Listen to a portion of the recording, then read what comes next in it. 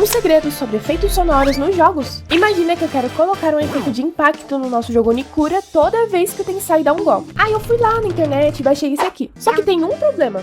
Ouvir o mesmo som repetindo 1000 vezes fica insuportável. E com algumas horas de gameplay, o jogador já ia estar agonizando. E para resolver isso, sem precisar baixar milhões de efeitos sonoros, é simples. Nós apenas mexemos no pitch do áudio. Colocamos ele para escolher um valor entre -3 até 3. Isso faz o áudio ser mais grave ou mais agudo, aleatorizando sempre o valor escolhido e fazendo parecer sempre que é o mesmo som, mas um pouquinho diferente. O que não pode parecer muito, mas faz total diferença na hora da gameplay. E esse truquezinho deixa qualquer efeito sonoro muito mais natural e variado.